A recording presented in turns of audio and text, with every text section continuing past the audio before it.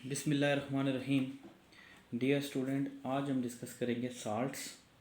Salts क्या होते हैं, साल्ट्स कितने कंपोनेंट पे मुश्तमिल है, साल्ट्स की एग्जांपल देखेंगे और साल्ट्स के मेथड ऑफ प्रिपरेशन करेंगे।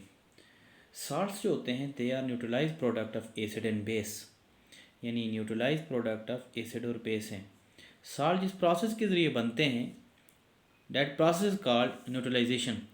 न्यूट्रलाइजेशन ऐसा प्रोसेस है जिसमें एसिड का हाइड्रोजन आयन और बेस का हाइड्रोक्सिल आयन कंबाइन होकर वाटर का मालिक्यूल बनाता है। एक वाटर मालिक्यूल बन सकता है और एक से ज़्यादा वाटर मालिक्यूल भी बन सकते हैं। That depends upon the number of hydrogen and hydroxyl ion present in the acid as well as in the base. तो वैसे तो हम यही कहते हैं कि एसिड और बेस मिल के साल्ट्स और वाटर बनाते हैं, लेकिन salts in the form of ions पड़े होते हैं। साल्ट्स बाय नेचर इनऑर्गेनिक भी हो सकते हैं और ऑर्गेनिक भी हो सकते हैं, बिकॉज बहुत सारे साल्ट्स ऐसे हैं जिनकी नेचर ऑर्गेनिक नेचर की है और बहुत सारे ऐसे हैं जिनकी नेचर इनऑर्गेनिक नेचर की है। जो नेक्स्ट इम्पॉर्टेंट चीज़ है वो ये है कि साल्ट्स के अंदर कौन से कंपोनेंट्स होते हैं। Salt consist of two main components. एक कंपोनेंट्स नॉर्मली बेस से आता है, दूसरा कंपोनेंट एसिड से आता है। सो साल्ट के अंदर आइंस होते हैं and those ions are cation और एनाइंस। सो इसका मतलब है कि जो कैटाइन होता है वो पॉजिटिवली चार्ज कंपोनेंट है और वो किससे आता है, वो बेस से आता है और हम उसको साल्ट का बेसिक रेडिकल कहते हैं। और जो दूसरा कंपोनेंट है वो एसिड से आता है और हम उसको साल्ट का एसिडिक कंपोनेंट कहते हैं। इसको अंडरस्टैंड करने के लिए late us consider an example that is very simple example.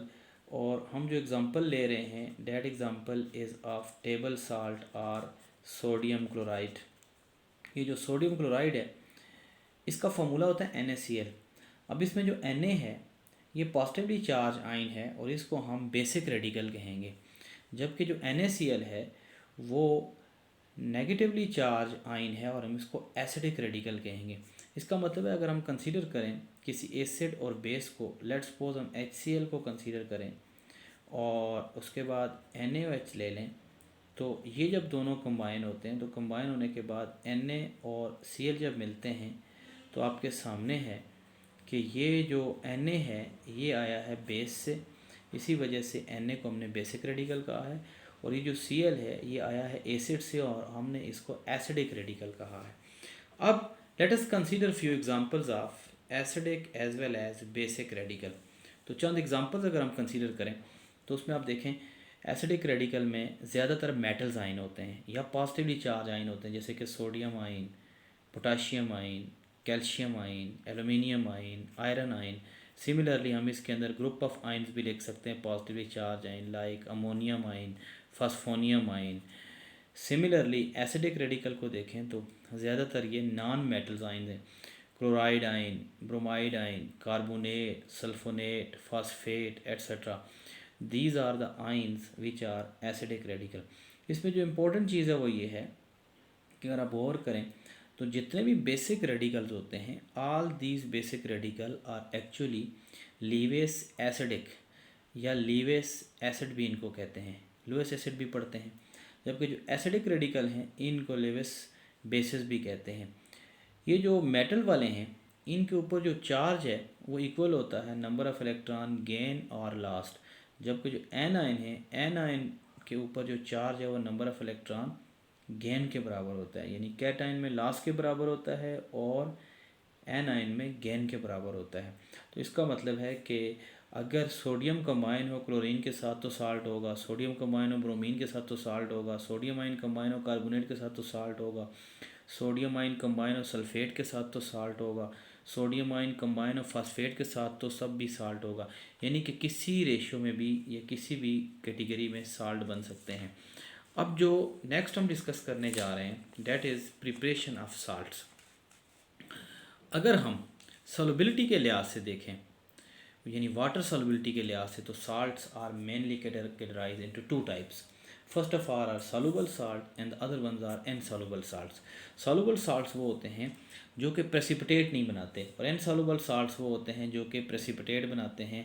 अगर आप साल्ट को पानी में डिज़ोल्व करें किसी बीकर में या टेस्ट ट्यूब में, तो कुछ कंपोनेंट साल्ट के बैठ जाते हैं या मुकम्मल तौर पे बैठ जाते हैं। सो फर्स्ट ऑफ ऑल हम डिस्कस करेंगे preparation of soluble salt. Soluble salt में जो पहला मेथड है that is by acid and base. Acid और बेस को जब कंबाइन करें तो इस प्रोसेस को अभी मैंने डिस्कस किया, न्यूट्रलाइजेशन कहते हैं। और इस न्यूट्रलाइजेशन के प्रोसेस में हमारे पास दो चीज़ें बनती हैं, साल्ट और वाटर, और मेन कंपोनेंट मैंने अभी डिस्कस किया है, वाटर बनता है। So acid combine with base, salt plus water. अब ये साल्ट की फॉर्मेशन जो है that is a reversible process. So आप देखें कि इसमें HCl जैसे एक एसिड है वो कंबाइन हो रहा है NaOH के साथ, क्या बन रहा है NaCl प्लस H2O। तो आप देखें NaCl एक साल्ट है। सिमिलरली नाइट्रिक एसिड जब पोटाशियम हाइड्रोक्साइड के साथ कंबाइन होता है तो क्या बनता है पोटाशियम नाइट्रेट। तो पोटाशियम नाइट्रेट भी एक साल्ट है। सो जो पहला तरीका है वो ये है कि एसिड जब कंबाइन होते हैं बेस के साथ तो हमारे पास दो चीज़ें बनती हैं, उनमें वाटर सेरिफ्रेस, तो उसके बाद आइंस बनते हैं, जो कि आइंस अगर वाटर को एवापोरेट करें in the form of salt फिर अपीयर होंगे कंबाइन होके। सो पहला method acid plus base. Second method, that method is by acid and metal. अगर हम एसिड और मेटल को कंबाइन करें तो हमारे पास तब भी साल्ट्स बनते हैं। वो प्रोसेस जिसके अंदर एसिड बेस के साथ कंबाइन हो और साल्ट बने, तो इसमें क्या होता है कि एसिड का जो हाइड्रोजन है वो लाइब्रेट होता है। एक्चुअली यहाँ पे इस पे पार्शियल पॉजिटिव चार्ज है, उसके ऊपर पार्शियल नेगेटिव चार्ज है। यहाँ पे हाइड्रोजन इलेक्ट्रो पॉजिटिव है। सोडियम की electro positivity power to donate electron वो हाइड्रोजन से ज़्यादा है। लिहाजा क्या होता है कि सोडियम हाइड्रोजन को डिस्प्लेस करता है, निकाल देता है और उसकी जगह खुद आ जाता है। और आप देखें यहाँ पे HCl की जगह कौन आया हुआ है, HCl में H की जगह कौन है, Na है। और at the same time hydrogen gas evolve हुई है। ऐसा प्रोसेस जिसके अंदर एक एटम या ग्रुप ऑफ एटम की जगह दूसरा एटम या ग्रुप ऑफ एटम आ जाए उसको डिस्प्लेसमेंट रिएक्शन कहते हैं इनऑर्गेनिक में। सिमिलरली यहाँ पे आप देखें सल्फ्यूरिक एसिड H2SO4 और पोटाशियम, तो इसमें आप देखें यहाँ पे ये जो दो हाइड्रोजन हैं, these hydrogen are replace by potassium, और हमारे पास जो साल्ट बना है that salt is potassium sulphate plus hydrogen gas. अब इसमें इम्पॉर्टेंट चीज़ ये है कि जो मेटल होनी चाहिए that metal must be an active metal. Active metal से मुराद ये है कि जिसकी इलेक्ट्रो पॉजिटिव वैल्यू बहुत ज़्यादा हो और उस मेटल का साइज़ ज़्यादा हो। यानी आप यूँ कह सकते हैं कि उस मेटल की जो ऑक्सीडेशन पोटेंशियल है वो ज़्यादा होनी चाहिए और to act as reducing agent वो ज़्यादा होनी चाहिए। इसलिए एक्टिव मेटल्स जो होती हैं उनको अगर एसिड के साथ आप मिक्स करेंगे तो इमीडिएटली साल्ट बनेंगे। ये दूसरा मेथड है। जो मेथड नंबर 3 है वो है by treating acid and metal oxide. We know metal oxides are basic in nature. हमारे पास 3 तरह के ऑक्साइड्स होते हैं। एक होते हैं एसिडिक ऑक्साइड जो कि नॉन मेटल के ऑक्साइड हैं, दूसरे होते हैं बेसिक ऑक्साइड जो कि मेटल के ऑक्साइड हैं, और तीसरे होते हैं एम्फोटेरिक ऑक्साइड। एम्फोटेरिक ऑक्साइड वो होते हैं जो लेस इलेक्ट्रो पॉजिटिव एलिमेंट के ऑक्साइड्स होते हैं, जैसे बेरिलियम, जैसे एल्यूमिनियम, जैसे गैलियम। तो इसमें यही है कि एक तो आप एसिड, दूसरा मेटल ऑक्साइड। इसका मतलब है कि लॉजिक ये है कि न्यूट्रलाइजेशन होनी चाहिए। तो acid plus metal oxide combine होकर साल्ट्स प्लस क्या बनाते हैं, वाटर। उसमें देखें sodium oxide. Sodium oxide metal का ऑक्साइड है। तो सोडियम ऑक्साइड जब कंबाइन होता है HCl के साथ तो इसमें क्या होता है कि सोडियम ऑक्साइड का ऑक्सीजन और HCl का हाइड्रोजन ये कंबाइन होकर क्या बनाते हैं, वाटर। और Na और Cl क्या बना देते हैं, सोडियम क्लोराइड। सिमिलरली आप एक और ऑक्साइड को देखें that is calcium oxide. Calcium oxide में कैल्शियम ऑक्साइड का ऑक्सीजन और HCl का हाइड्रोजन ये दोनों कंबाइन होकर क्या बना देते हैं, वाटर। और कैल्शियम Cl के साथ कंबाइन होकर क्या बना देती है, कैल्शियम क्लोराइड। इस तरह जितने भी मेटल ऑक्साइड हैं अगर उनको हम एसिड के साथ ट्रीट करेंगे तो एसिड के साथ ट्रीट करने के बाद क्या होगा, साल्ट्स और वाटर बनेंगे। सो ये दूसरा मेथड है तीसरा मेथड है जिसमें हम साल्ट्स को प्रिपेयर कर सकते हैं। अब हम डिस्कस करेंगे fourth method for preparation of salt. जो चौथा मेथड है और ये वाला जो मेथड है ये प्रैक्टिकली ज़्यादा इंपॉर्टेंट मेथड है। That is by reacting acid with metal carbonate. जो मेटल के कार्बोनेट्स होते हैं या हाइड्रोजन कार्बोनेट्स होते हैं उनके साथ कंबाइन होके भी साल्ट बना सकते हैं। तो कार्बोनेट होता है CO3-2, और जो हाइड्रोजन कार्बोनेट या बाई कार्बोनेट्स होते हैं दे आर HCO3-1। तो इनके साथ भी जब ये कंबाइन होते हैं तो बनता है। So acid plus metal carbonate, तो इसमें तीन चीज़ें बन रही हैं, एक साल्ट, दूसरा वाटर, और तीसरा कार्बन डाइऑक्साइड। इसमें ये होता है कि जब भी आप किसी मेटल कार्बोनेट जो कि नॉर्मली सॉलिड्स होते हैं उनमें जब एसिड आप डालते हैं, और एसिड डाइल्यूट फॉर्म में डालें, क्योंकि कंसनट्रेटेड का रिएक्शन बहुत ज़्यादा विग्रस होगा, इसलिए डाइल्यूट एसिड ले लेते हैं। तो डाइल्यूट एसिड को जब ऐड करेंगे तो साल्ट वाटर के साथ एफरवेंसेस होगी। एफरवेंसेस से मुराद ये है कि उसमें जो कार्बन डाइऑक्साइड गैस है वो रिलीज़ होगी during preparation of these salts. For example, अगर HCl को आप सोडियम कार्बोनेट के साथ ट्रीट करें तो हमारे पास एक NaCl बनता है, वाटर बनता है और कार्बन डाइऑक्साइड। वाटर और कार्बन डाइऑक्साइड तो फिक्स है इस केस में, लेकिन अगर आप यहाँ पे ये मेटल चेंज करेंगे और एसिड चेंज करेंगे तो डेफिनेटली साल्ट भी चेंज हो जाएगा। जिस तरह यहाँ पे एसिड का Cl है और मेटल के कार्बोनेट के सोडियम है तो NaCl बन रहा है। इसी तरीके से हमारे पास नाइट्रिक एसिड है। नाइट्रिक एसिड में आप देखें तो एसिड जो है वो आपको NO3 प्रोवाइड कर रहा है, जबकि जो कार्बोनेट है वो तो पोटाशियम प्रोवाइड कर रहा है। तो इसका मतलब है यहाँ पे साल्ट क्या बनेंगे, पोटाशियम नाइट्रेट, वाटर और कार्बन डाइऑक्साइड। तो this salt depends upon the nature of acid and metal of the carbonate. अगर आप कार्बोनेट की मेटल चेंज करेंगे तो डेफिनेटली साल्ट भी यहाँ पे चेंज हो जाएगा। अब नेक्स्ट है, हमने ये 4 मेथड पढ़े जिसमें हमने सॉल्युबल साल्ट की प्रिपरेशन को डिस्कस किया। Now we are going to discuss the preparation of insoluble salts. Insoluble salts वो साल्ट्स हैं जो कि पानी में डिज़ोल्व नहीं होते और वो प्रेसिपिटेट बनाते हैं। तो ये जो साल्ट्स हैं, these salts are prepared by a process that is refer to as double displacement reaction generally.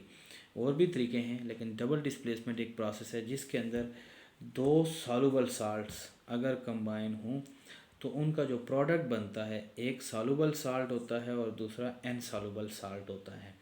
यानी कि अगर 2 सॉल्युबल साल्ट्स हम कंबाइन करें, रीज़न ये होती है कि ये जो साल्ट्स होते हैं इनके जब कैटायन और एनायन एक्सचेंज होते हैं तो उनसे बनने वाले जो प्रोडक्ट होते हैं उनमें से एक की लेटिस एनर्जी कम होती है और दूसरे की ज़्यादा होती है बिकॉज ऑफ लेटिस पैकिंग।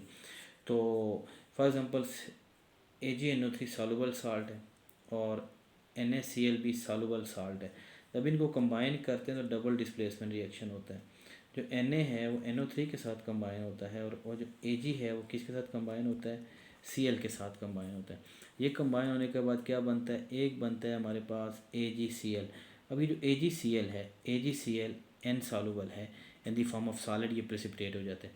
उसकी वजह ये है कि जो AgCl की लेटिस एनर्जी है, लेटिस एनर्जी मीन जो डेल एच एल है, डेल एच एल का मतलब है वो एनर्जी जो बेसिकली लेटिस को फॉर्मेशन के दौरान रिलीज़ की फॉर्म में चाहिए होती है या एब्जॉर्प्शन की फॉर्म में चाहिए होती है, इसको लेटिस एनर्जी कहते हैं। अमाउंट ऑफ एनर्जी रिलीज़ जब क्रिस्टल बनती है या अमाउंट ऑफ एनर्जी एब्जॉर्ब जब क्रिस्टल ब्रेक होती है। तो इसको ब्रेक करने के लिए ज़्यादा लेटिस एनर्जी की ज़रूरत होती है।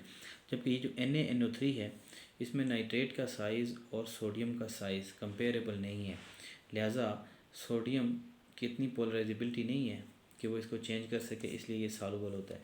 सिमिलरली कॉपर सल्फेट और पोटाशियम कार्बोनेट इन दोनों को कंबाइन करें तो यहाँ से भी क्या होता है कि पोटाशियम कंबाइन हो जाता है सल्फेट के साथ, जबकि कॉपर कंबाइन हो जाता है कार्बोनेट के साथ। ये जब कंबाइन होते हैं तो हमारे पास अगेन 2 प्रोडक्ट बनते हैं, एक कॉपर कार्बोनेट और दूसरा बनता है सोडियम सल्फेट। ये जो सोडियम सल्फेट है ये सॉल्युबल साल्ट है, जबकि जो कॉपर कार्बोनेट है ये इनसॉल्युबल साल्ट है।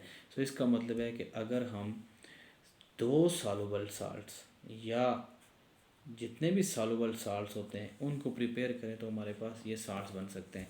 अभी ये जो साल्ट्स हमने प्रिपेयर किए हैं इन सारे साल्ट्स को हम नॉर्मल और सिंगल साल्ट्स कहते हैं। These are called normal salts और सिंगल साल्ट्स। जो नॉर्मल साल्ट्स होते हैं उनके अंदर नॉर्मली एक कैटायन और एक ही एनायन होता है। समटाइम ये होता है कि हमारे पास जो साल्ट्स होते हैं they are called double salts. जो डबल साल्ट्स होते हैं they consist of 2 cation minimum or more than 1 cation or anion. For example आप इस साल्ट को देखें, potassium sulphate, aluminium sulphate and 24H2O। अब ये जो 24H2O हमने लिखा है इसको कहते हैं वाटर ऑफ क्रिस्टलाइजेशन। अब ये जो साल्ट है ना, this salt is called double salt.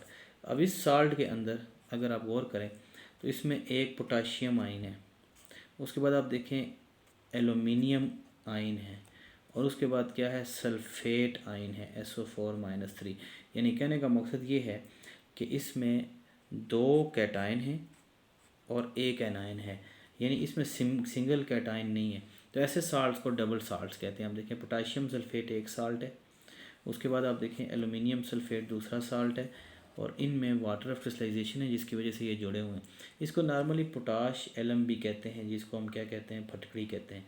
So these are called double salt. इसके अलावा एक और बड़ी आपको इंपॉर्टेंट एग्जांपल दूं, नॉर्मली हम सोप यूज़ करते हैं, ठीक है, सोप और डिटर्जेंट। तो मैं सोप की बात करने लगा हूँ।